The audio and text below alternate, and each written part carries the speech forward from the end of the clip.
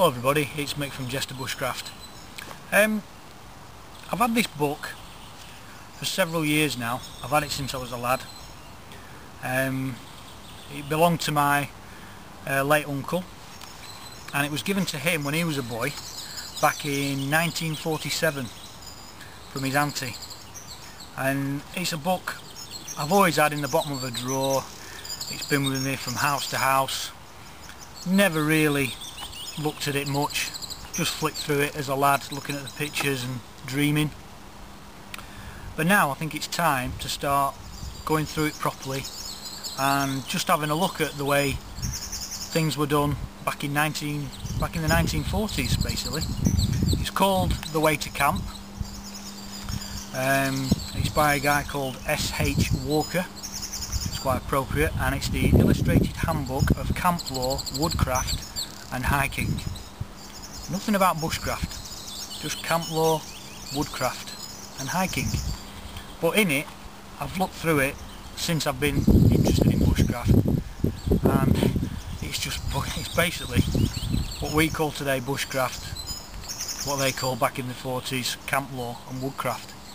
So basically what I'm going to start doing is I'm going to start going through sections of this book and letting you just see how things were done back then.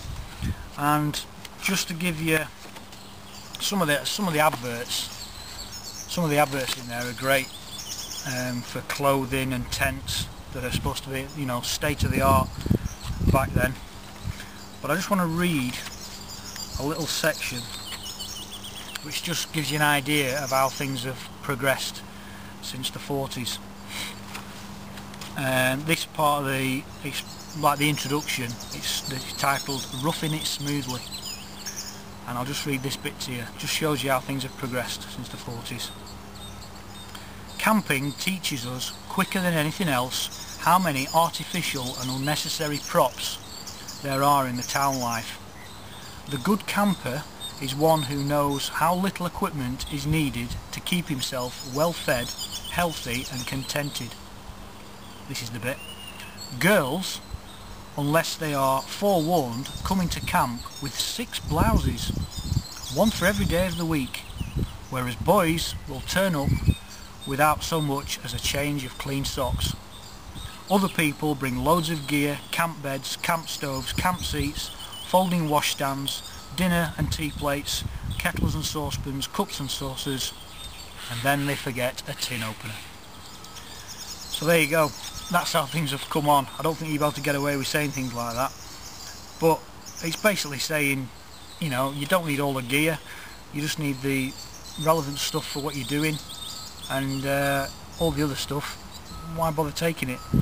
There's loads of great stuff in here on cooking, building tarps, water filtration there, using grass and stones, how to make all manner of things. There's bits on tents and tarps, and it's all just exactly what we're doing now. How to make a sheath for a knife. So what I'm going to do is, in the coming months, years, weeks, whatever, see there's loads on cooking there, using a billy can, making a hook to hang over your fire, different methods of fires. I'm going to pick out sections, and I'm going to do a practical session using the book as the instruction. So it's a great little book. It's like a fabric bound book. So there you go. The Way to Camp. That's something to look out for in the future. Thanks for watching.